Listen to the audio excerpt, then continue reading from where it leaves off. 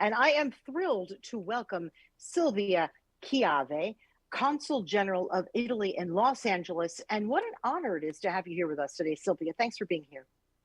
Thank you, Deborah, for having me, for inviting me to your podcast. It is my pleasure and my honor to be able to, share with the public of Italians, Italian Americans, and all those who love Italy, of your public, of Little Italy in LA podcast, my thoughts and my experience, and whatever you want to.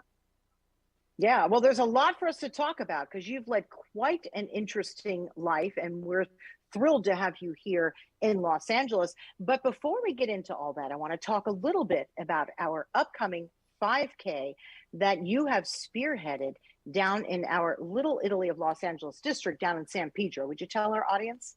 Yes, well, this is a kind of an amazing project, very difficult to organize, our fun run, but it was my dream since when I arrived here, because my colleagues in New York City already organized and Italy ran a fun run in Central Park since 2018, and it was a great success because Italians are runners, Italians are walkers, Italians love to gather around in open air, and that's the part of our conviviality and of our lifestyle that is so much appreciated here in this area as well. So we did a partnership with Little Italy in LA, of course, that is the organizer with us, with the help of the 15th district of the city and of a runner. And we put together all our strength and our efforts to be able to organize not only a run, because this is not really, might be misleading to call it run. It's a fun run with a lot of, who wants to run will run, but there will be people that will walk, strollers, children. It's for all ages, all abilities, and it's unique because it will be accompanied by a great festa di piazza, a street festival. And that's very typical as well of Italian gatherings, like, street festivals with vendors of food, music, animation. We have a lot of games for the little ones in the Little Italy Piazza in San Pedro. And I really hope that many people will come. Also, we had a strong support of many sponsors. Our presenting sponsor is a company, an Italian company we're very proud of, is NLX Way, which is part of the division of Enel Group, which is a global leader in renewables and energy, and it's a line entirely dedicated to electric mobility. So they are leader, they're already global leader in smart electric vehicle charging solutions with 250,000 charging ports worldwide. They're huge, and they are providing smart and clean and convenient EV charging solutions for drivers with a lot of investment to scale up EV charging infrastructures and meeting the needs of the market. And of course, we know that in Southern California, there are a lot of electric vehicles and there's a lot of attention to this green transition.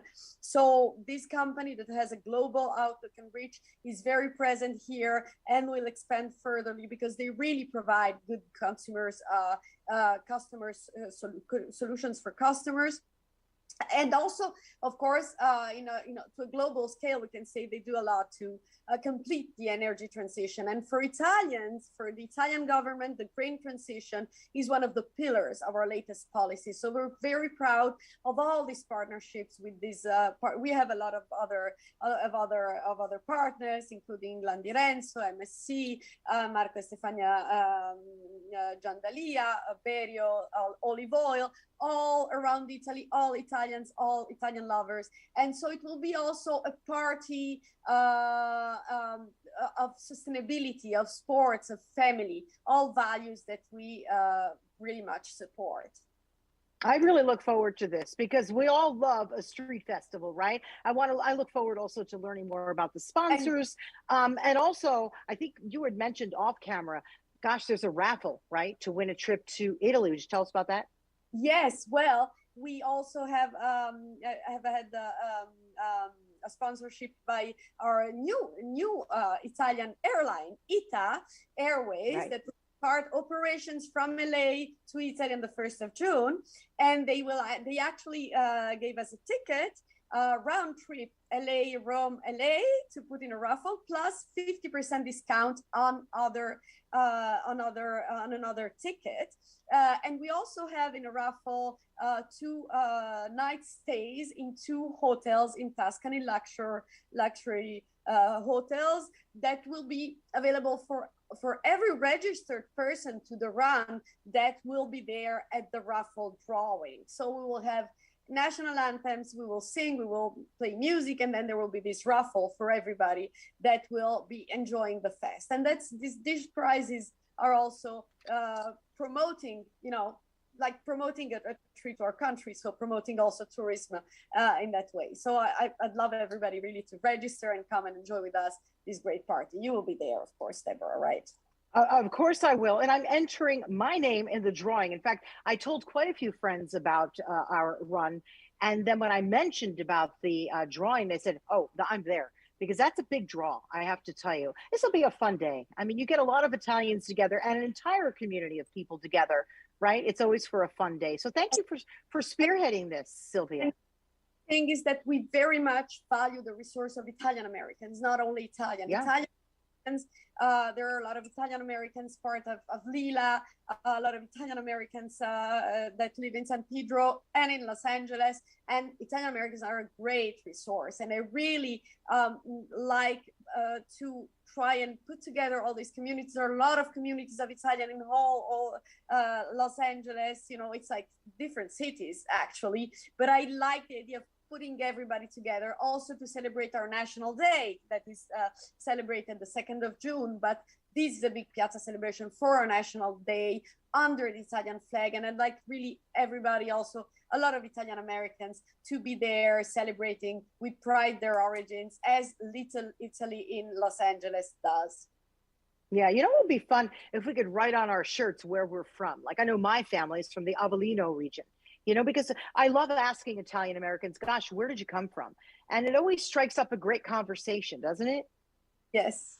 No, it's it's fun also to have people that sometimes go back to Italy, Italian Americans, and go and visit the village where their grandparents came from. And that's a great That was me. Okay, yeah. Great. And that's a thing for tourists, because sometimes these villages, when people go back, they push all other tourists to go in those villages that might be abandoned but beautiful to see and visit. So that's a great well. Wonderful partnership between Italy and the U.S. Let's talk a little bit about you. I love to go back into someone's life. What were you like as a kid? Where did you study? And how did you even get into this field? There's not a lot of women in it. So let's talk a little bit about all of that, if you could. Well, as a kid, I grew up in a family. Both my parents were civil servants. They both worked at the Ministry of Foreign Affairs. So I kind of grew up moving every 3 to 4 years. And I was born in Italy. I developed a strong attachment to Italy, like immigrants do. But I'm an immigrant because I lived my whole life abroad. Then I went back to Italy for college. But this was a world I knew. And I also knew that besides to find my roots, return to Italy, I can't really stay more than 3 or 4 or 5 years in the same place, because then a new adventure waits for me. And I know that I need that feeling also of a job changing, new continents, new countries. That's very enriching for me. And so that's where my choice came from, actually, to follow the path of my parents and try and work at the Ministry of Foreign Affairs to be able to live in the entire world. What are some of the countries that you've lived and worked in? So my first posting was India, New Delhi. Then I moved to Luxembourg in the heart of Europe. And my third posting after, being in Rome at the headquarters, in between, I was posted in Tunisia. So very different places. All of them gave me a lot. I must say, India is a country full of culture, of millenary traditions. There are many substrata. It's people are very strong. They're very good negotiators. They're very smart. And they have a philosophy completely different from ours. And then Luxembourg is in the heart of Europe, and from there I could really witness a lot all that was happening in the also European institutions of the European Union. And Tunis, well, being in Tunis is like being in southern Italy. It's a country very close to Italy with a very Mediterranean vocation. You know, it's almost all like Italy on the seaside, and so their culture is very much similar to the European culture. Besides them having Islamic religion, but they're very European in thought, but at the same time also it's an African country and they're Muslim, so it's a very interesting mix. We were very well. We were really was a posting, a very interesting posting, although you know I dealt with completely different things that I do now. But the proximity with Italy was quite amazing. How do you assimilate in such a way? I mean, from India to Luxembourg to Tunisia to here in the US, you know, they're so different, as you said. How is the job similar, right? Whether you're here or there, but then how is it different dealing with different cultures like that? Well, you know, when it's strange because having been doing this my whole life, I mean, this kind of you know, changing all the time.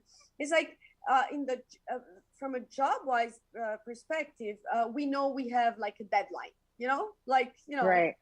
You have in your fridge. You know, you have to eat it before it's wait. Right. Deadline. I know that all I have to do is in 4 years. So the first years is like you adapt, you meet people, you have a network. And then you can do things. And in LA, the amazing thing is that whatever the creativity that everybody has, we can also enjoy it, because every project we led as a consulate from a promotional point of view, to whatever I ask interlocutors that do that, they say yes, and we do it. Like this run, it's an amazing thing. It's very hard to organize, but they were also enthusiastic. So that's but I know that I will have to leave in 1 year, and that's it. So whatever I can do is in that period of time, and then that's how it goes. From a personal point of view, it's like I always missed Italy a lot. I went back to Italy, but then I chose to leave Italy again. You know, so it's paradoxically, but what renders what this kind of life does to people is to render people very adaptable, meaning that you already enter into the fact that your home is where you live. I was Angelina the first time, very first day I landed in the city. It was my city. I'm from here. When people ask me where's home, home is Los Angeles. It will be Los Angeles until the very last day. Also because in Italy, I don't really have roots anymore. I mean, we go back to Rome because Rome is our quarters, but I was born in Milan, where I only lived for college. So I'm Italian, I feel from Italy, but home is the place where I serve now. For me, home is Los Angeles. And it was Tunis when I was in Tunis, and it was New Delhi when I was in New Delhi. And that's very important for us to be able to, you know, adapt fast and not being with our heads elsewhere. And also understanding the mentality, the way the city works, the way people think, you know, that's very important for us to be adaptable and to rapidly adapt, and to also find whatever a place can offer. That's why I love every place I've been to. I've loved it. I must say, every place is unique and every place is worth living it for some years. Now that's beautiful. It's a little like being a reporter, because early on in my career, I was everywhere. I hardly even, you know, was able to put any roots down at all. I pretty much lived out of a suitcase, and I loved all of it because you got to learn so much about the people wherever you were. So I actually really do understand that. So the job of a general, consul general, right, is basically business, economics, and cultural relations between the US and Italy. Can you describe briefly what it is that you do to promote all that? Do you, because I've seen you at many occasions at this point now, right? And you are always there supporting Italian, like we were just at the Cultural Institute. You're so many places supporting all things Italian here in LA. Can you describe for people what that's like?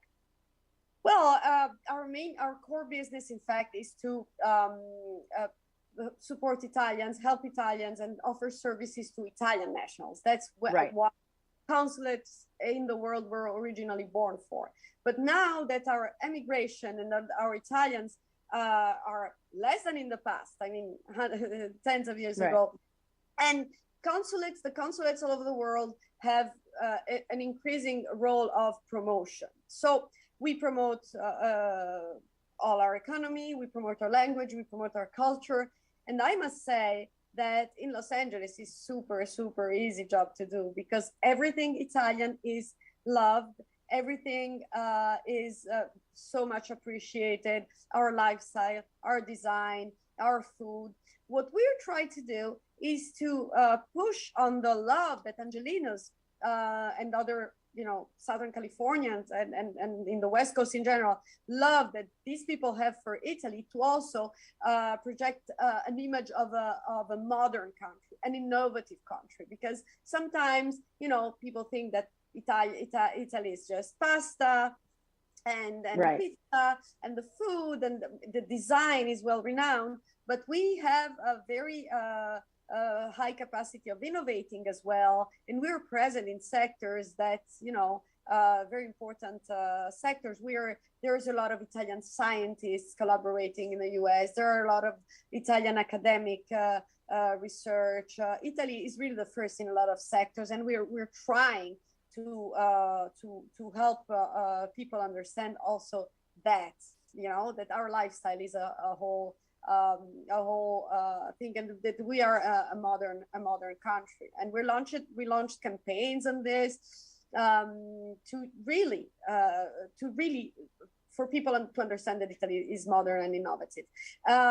For what we're doing towards Italy is also to make Italy understand that Los Angeles is not only entertainment, that it is much more, because many people, since it's very, very distant, tend to think that, okay, Los Angeles is Hollywood, San Francisco is innovation, New York is fashion and food, and Miami is art. They categorize a little. Boston is universities, but we try to make people understand that Los Angeles is actually much more, that Los Angeles has a very strong sector of finance, that they always have in all these aerospace is very strong, space technologies, that, so that people understand all the opportunities that are here, also for very innovative companies, Italian startups that need to know that they come here because the same ecosystem of innovation that we have in Northern California, well, that is unique, the Silicon Valley, but it's increasingly here as well. We have a Silicon Beach. There's a lot for startups to build an ecosystem built of, universities, colleges, innovators, startups, investors, venture capital. There's a lot of capital. And this is also where all is coming, because this is the capital of creativity. So that's a message that we convey to Italy to make Italy understand how important is Los Angeles. That's also a thing we do. Plus, of course, we have a cultural institute that works with the consulate, an Italian trade agency that do their part of the job, very important. Like the Cultural Institute promotes culture and language, the Italian language, and together with other actors committed to this. And the Italian trade agency also offer to Italian companies services for companies that want to come here, and they also bring Americans to Italy, because we also want investments to Italy to grow. So, for example, producers, there's been a boom in Italian industry in cinema because everyone wants to shoot in Italy. Films, Netflix is shooting a lot in Italy. They're very busy, and so we also promote the trips of producers, of American producers in Italy to meet with the film commissions, and we do both things, like attracting Italians here and also attracting Angelinos and Southern Californians to Italy. It's interesting because you brought up the other cities in the US where we have little Italies and a large concentration of Italians. But what's interesting here in Los Angeles is our climate is so similar in particular to Southern Italy, right? And Central Italy, that Mediterranean climate. And I've spoken to so many business people who are Italian, who have olive oil companies and et cetera, who are here. And also over there who are selling here in the United States. Do you help Italian businesses come here? Is that something that they would contact you if they want to try and do business here? Is it easier? Do you open doors for them easier than if they did it themselves? You know what? It's for Italians. Italians have less. We have a net of small and medium enterprises. We also have big ones like Enel that they already mentioned. They're very big, but we also a very high percentage of small and medium enterprises for which the distance is an obstacle. So they would ask us how to do it, and we also promote internationalization of our firms, because exports are doing very well. So people are interested in this market. This market is, but the potential is higher. For example, our design is very appreciated here. Yeah. There's more demand than offer, because everybody want to, with all those real estate development that we have in Los Angeles, there are many developers that want just Italian design in their houses they build even before they sell it. So designers, we offer them with the Italian trade agency webinars and events to show them how they can come here and how they can be in touch with the local market to sell their products. And we do that for experts, but also for investments, for startups. As I was mentioning, we with the Italian trade agency have a world program for startuppers to come here and live in this ecosystem with local accelerators to then be able to, enjoy what the market here can offer to startups, which is quite unique, together with the Silicon Valley. So yes, that's an integral part of our job.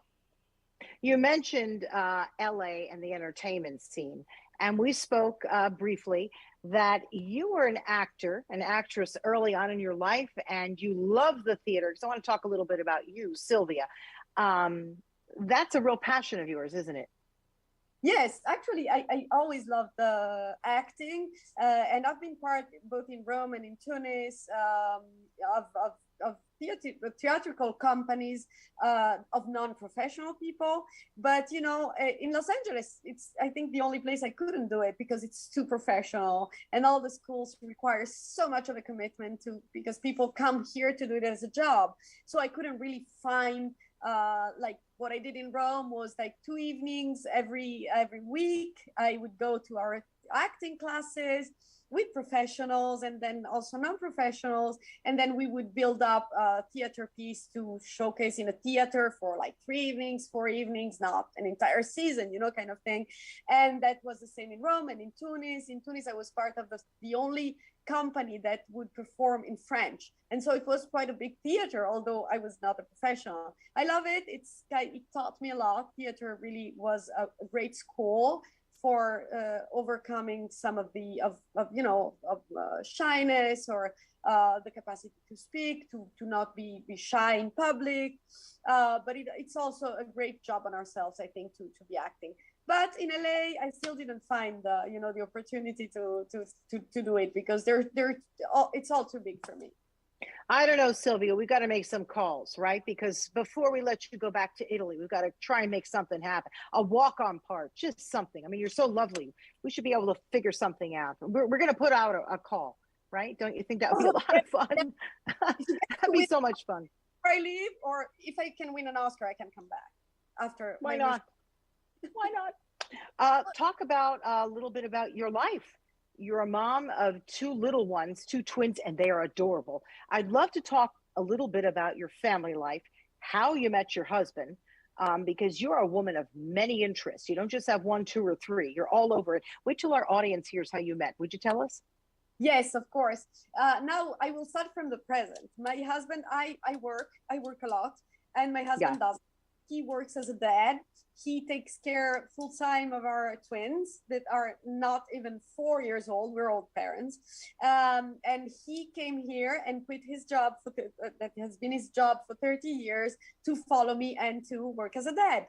But his job was that of having a paragliding school back in Rome. And I met him because I enrolled in his school back in 2003, because paragliding had always been my dream, free flight in silence. I've always, I had always seen those people flying everywhere in the world and said, I want to do it. But it's a sport for adults, not for kids. So I eventually started when I was 28 years old, and I eventually married my teacher. So I love that. funny Oh my thing, gosh. got a license to carry people with my paragliding, and I also helped them Wow. with alums in the school on weekends. I would, keep a radio in the hand and guide people in the air that were doing paragliding, because I had the license to do that as well. So Wow. Do that's you still do that? Do you still do it here? well, yeah, we went to La Wow. Jolla and San Diego, and also in close to Monterey, to fly on dunes. We don't have much time with the twins to do that anymore, and there's also, the license that had to be converted, and insurance issues. It's kind of more complicated for us to do it here, but yes, that's our great passion. I mean, it was my husband's job, but also born like a great passion, and of course, a great passion for me as well. Wow, that's very exciting to hear that. You know, I have a terrible fear of heights. I don't think I'd be able to do that at all. So I admire the fact that you do that. Well, it must feel so free when you're up there, doesn't it? Yes, it's the powerful thing is that it's also very sustainable. Talking about sustainability of a run, paragliding is very sustainable. No engine, no smell, no noise, only your wing and a few wires, and you're sitting there with all open air around, sitting like Wow. a sofa with open air around, and the silence. And that's very much what I love of this activity. It's very slow. It's not like parachuting. It's not adrenaline, It's very slow. You just take off from a slope and go like 30 kilometers per hour. That's a start. You feel like Wow. you're not even moving in the air. It's very smooth. It's very quiet. Also, landing is very smooth. It's really a great feeling. If you ever come to Italy and decide to do it, I can carry you, Deborah. What do you Honey, say? Sylvia, you would have to, because I would be so terrified. You might just like send me back. Really, you have no idea. My fear of heights is pretty massive, but I don't know. I would try it. I've pretty much tried almost anything. So paragliding, I know that you went RVing with your family. I mean, you're a very active person, which I love, right? You came out here and during the pandemic, you just like got in an RV and took off, correct? Yes, that was one of the most beautiful trips in my entire life. Well, Yeah. being so far away from Italy, when I have a long holiday, like 3 weeks or 1 month, I am supposed to go back, or else my parents will kind of, cut every relation with me if they don't see the kids at the year. But in 2020, we really wouldn't take a plane for anything. We really wouldn't take the risk. We were very careful during the pandemic. We wouldn't want to take a plane and go back to Italy. My parents would not come here and take a plane and take the risk to take a plane. So, but I needed holidays, because that was really spring 2020 was quite tough. Also because, the pandemic hit Italy first. No one ever now remembers, but I remember when Italy closed. It was very, very ugly for us to, be so far. Terrifying. And Yeah. all the work that we worked 24 hours a day to help nationals in both ways, all the consulates in the US. It was kind of a nightmare. But then, so I needed holidays, just to say. And so we decided, what are we doing? We don't want to take a plane. We don't want to go in hotels, because, hotels were closed. The pools are closed. Restaurants are closed. What do? RV. This is the country of RVs on the road. And so we rent this RV and went up until Oregon. We went to Sequoia, Yosemite, and then we went to Lake Tahoe, and then up to Lassen Volcano, up to Prater Lake. And then we went back on the other side on the Pacific Highway down to Los Angeles. It was one of the sense of freedom that we had, like leaving a place without knowing what the next place would have been. I mean, without knowing it, because we hadn't visited it as yet, gives a sense of freedom, amazing. And also, we were at the beginning kind of scared about, the kids were 2 years old, 2 years Right. old. So we said, okay, we can't drive all the time. We have to take it easy for them. But at the beginning, the first day, we said, oh no, the kids were hysterical, and we said, no, that was not a good idea. But by the second day, they understood that when we arrived in a place, so wild places, they be free to hang around and look at the nature and have this feeling of the nature and no worries about cars or anything dangerous, but maybe a bear that could show up. It was really powerful. They enjoyed it so much. They were so happy. And still now, after almost 2 years, when they see RVs, they say, camper, camper, camper. They want to go. They loved it. It was really one of the most amazing experience that we have. And of course, the nature all around that we saw was simply extraordinary. Everywhere is beautiful. I'll give you a fun one to go on. My husband and I did this, I don't know, last year, the year before, through Utah and then up into Wyoming and make your way up to Yellowstone. That's a great trip. That if you're thinking of RVing again, that's a really terrific one. You don't want to miss that. So there's a little travel tip for you from me. So yeah, we'll try to have another one before leaving the country. And also service is very, very, very good quality. The streets are big. You know, I drove the RV all the time because, you know, we had said, okay, we drive half and half, but I like driving the RV so much because I have a big Defender, the Land Rover, you know, the real Jeep Land Rover 4x4 in the past. And so I wanted to drive the RV all the time and I drove it all the time. It was really, really nice. That's kind of a fun feeling. I've done that myself. I loved it. I mean, I understand how people could just live like that all the time. It's actually something I'd love to do and take like a few months and go across the country and zigzag. What a fun thing to do. You did mention the pandemic, and that must have been a little scary for you because you had just started here, right? The pandemic is happening over there, and the death toll was tremendous initially in Italy. What a difficult time for you that must have been, right?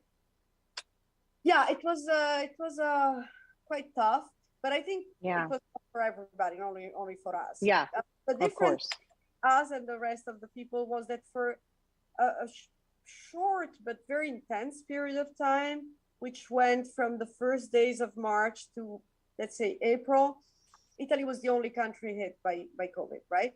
So the feeling of uncertainty that surrounded the whole thing, and seeing my country that would, you know, didn't find a solution. First they closed Lombardy, then they closed Italy, 8th, 9th of March. I remember crying all day that day. It was absolutely the feeling of not being able to do anything for my country, not being able to say, okay, I'll go back. What will I do if I go back? That was shared by all our colleagues abroad, you know, Italians, the feeling of really sadness of what was happening. And you could see it also, people in Italy that sang national anthems out of the windows when lockdown started. It was very much a feeling of unity. Here, the pandemic gave me an impression of, you know, we have many Italian communities because the city is so big. It's not only one. We have one in Central, we have one downtown, we have one in West LA, we have one in the Valley. We have a lot of them, and they're very separated. You know, Angelinos, Italians in Los Angeles don't move much from neighborhood to the other. But for the pandemic, I felt a strong sense of unity, even around the country. A lot of people sending us their gratitude and, you know, their feeling of closeness. What can we do? Doctors that proposed to go to Italy to help. Everybody was wanting to help. Friends that wanted to donate masks. There was a strong sense of, which is, and that is not over yet, hopefully. You know, it's spiking, and then, you know, we're all trying to figure it out. You know, how do we get back? How do we continue to travel? How do Italians come here? How do we continue to go there? We're planning to go there this summer. And a lot of people have said, geez, it's spiking. I said, but we also have to continue to live. We have to figure this out, right? Let me ask you a little bit about your position as a woman. I told you, I think you're incredibly inspiring. And all the women who look at the position that you hold, it's an international position, and especially all the young women and young girls who look at your position. Could you tell me what that feels like? I consider it an honor and a responsibility in time for all of us women out this day, what you did for that. Well, you know, I think that, thank you for your words. I really much appreciate that, because the cause of women is particularly dear to me. Maybe because, you know, for generic sense of justice, where I see that still we have to really move forward. Even in the Western world, if you see the differences in salaries, the difference in important postings, the differences in high level postings in government and in business, from women to men, even in the, you know, in our world, in the Western world, is quite astonishing. We wouldn't expect it if we didn't see the data. And also what the pandemic has taught us, still talking about the pandemic, is that the burden of crisis is not gender neutral, because the crisis always hit women more. And it was amazing to see during the pandemic how women still had all the burdens on their shoulders more than men. The burden of keeping children that could not go at school, the burden of taking care of the entire family, and still the burden of having to work for supporting their family. And these burdens are all what impair empowerment of women. And that's very important for me, also seeing it in my field. In my field, it's very much male dominated. And actually, it's more difficult to do my job for women than for men, because it's a difficult life, because it's less easy to find a husband that will stop his job and follow, because we still feel on our shoulders the burden of, you know, taking care of the family, and that's something our fault to feel it too much and not asking for help. So what I think can be done, and it's what I've learned from my examples, like, you know, older colleagues than I, that lead by example, and that really take this battle forward. Like, you know, our new ambassador, I say new, but she's been there since July, so not so new anymore. But our ambassador in Washington, D.C., Mariangela Zappia, is a woman, and she's also one of the gender parity champions of our network. She's really doing a lot for you know, tremendous of women, and for engaging with women and doing events only that have a gender balance, and also helping other colleagues. So I think it is important that we support each other. And what I try to do is precisely be supportive to other women, trying to involve more than men in initiatives, and do things right. together. And I love how on International Women's Day, how you honored some women in our community. I thought that was tremendous. I mean, you really do put a spotlight on women doing exceptional work. And for that, I thank you. I really do. I think that's terrific. Yes, thank you. No, thank you. I know you've participated. You've seen our project talking about One of Us. One of Us was a big project.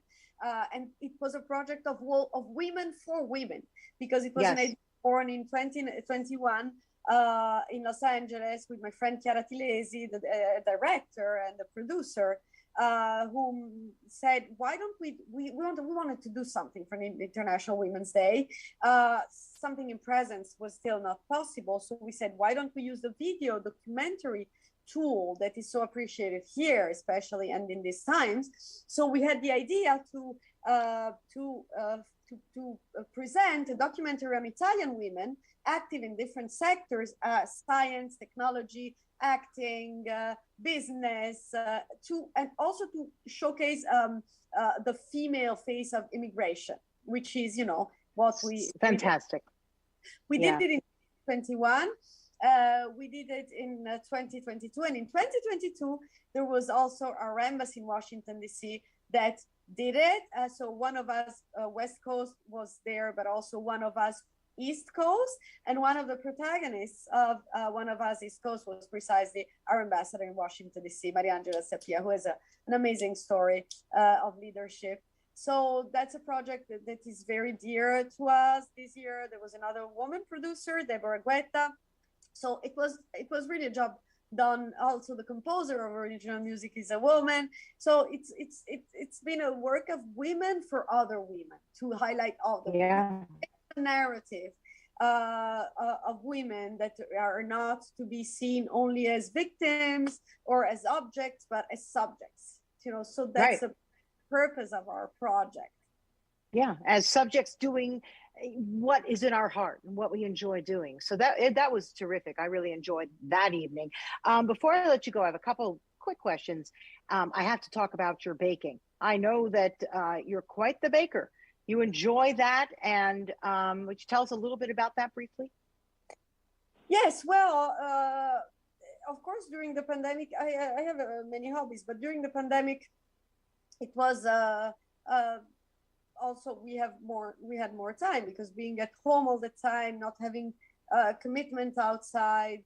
So I started. I've always liked baking, but I started, not only making bread every day, but also making, panettone, colomba, pandoro, which are a headache to make, really, with mother yeast. And surprisingly enough, I found out that, surprisingly enough, because it's a coincidence, but the big tradition in using sourdough yeast for sourdough bread is in Italy, that still do it, and in California, because the very sourdough yeast that we also use was born in San Francisco. So Southern California and California have a great tradition of baking, and in Italy as well. So this is another thing that unites both countries. I love it. It's very rewarding for me. Sometimes I make cookies in half an hour, a cake in half an hour.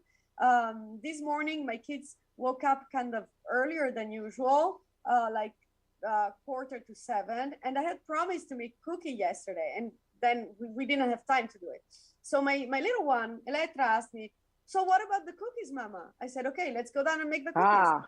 So I have a lot of tools, Thermomix, which is not very used here, but much in Italy. We did the dough, we put it in the oven, and cookies were ready in half an hour. Oh. So that's the kind of things I do. And then I prepared for coming to work. They went to school. So also, preparing cookies at 6:30 in the morning. My husband said, these kids will grow up thinking this is normal. Why not? Right? That's what I have to say. Why not? That's wonderful, Silvia. I also get into that whole bread making thing. It's almost like the whole country got into making bread. Remember then people were posting photos of their bread. I tried to do something different when I did mine, and I put some food coloring in it. And one of my kids came home and he said, "Mom, why are you serving us moldy bread?" Because it was green. And I said, no, it's not moldy. I just put the coloring in it and it looks moldy. I'm so sorry. They wouldn't eat it. So, but it tasted delicious. My husband and I ate it. So that's one of my bread making stories. It shows you a little bit about the way I cook too, Silvia. So I'll have to come to your place for dinner. Have you been watching Stanley Tucci's show about, what's that? Wait, did I lose you for a second? Colored bread is very nice. I don't know why you didn't like it. Next time, give it to me. We'll eat it. I will. We'll break bread together with my bread, with my green bread. But have you been watching Stanley Tucci's program? That's quite the thing. Yeah, we love it. We love it. I know the series coming out. It's a great. And then it was also shot and seen when people were, locked down, and so it had a great impact. And we really followed it and loved it. All our network. He does a great job, and that's precisely the things that we like, that Americans and Italian Americans go to Italy and give back something of what Italy actually is today, and not necessarily decades ago, to update a little bit the image. Right. Modern Italians, young Italians, how they're keeping up the traditions. And before I think about Italian innovation, is that Italian innovation is based on tradition. So our strength is our tradition and our innovation. Our capacity to innovate is all based on our traditions. That's very important. And that's what people like Stanley Tucci can highlight with their projects. Is there anything else you'd like to tell our audience before I let you go? And you've been very generous with your time. And I want to make sure to mention the 5K again before we sign off. But tell us anything you'd like to tell our audience. Well, I love you. I love you. I love this place. This is really a posting that has given me a lot, much more than I could give the posting, because really everything is possible. People are so supportive. Every project comes to life. Everybody wants to help. And it's also heartwarming to see how much support we have from all over, and how many things we can do and how many possibilities there are here. We have collaborations with the new museum of the academy, which there's relations with them because they have an agreement with Cinecittà, our cinema national company, to showcase our screenings there. They love Italian cinema, and we have also collaborations with the JPL, the Jet Propulsion Laboratory, and with Caltech, and with all universities. It's really a strong bond that Italy has to this connection to this country, also thanks to Italian American and to Italian that do a great job here. So thank you for being what you are. Yeah, and you are much loved here as well. So we so appreciate having you as our Consul General. And let's remind people again about our 5K, would you, before I let you go? Yes, of course. So it's the 5th of June. It's in San Pedro. It's very widely supported. I also wanted to mention a few sponsors that I forgot to mention before, which are Athens Services, Providence Hospital, and Bono Pizzeria. They will offer the pizza to all the registered people. It's a unique run. It's really a unique run, a great fest. I think if you all come, you will enjoy the morning. And I think the ride to San Pedro is worth it. It's Sunday morning, so no traffic, but we will have a lot of fun. I'm sure, I can guarantee it. So please register. And so let's show how powerful the Italian American and Italian communities are in getting together and celebrate our country under our flag. It's a magnificent area down there by the waterfront. I absolutely love going down there. It also reminds me of where I grew up in New York and New Jersey, right by the port there. So I think it's a terrific place, and we're gonna have a lot of fun. So please, people, come join us. And is there a website that we can give to people where they could sign up?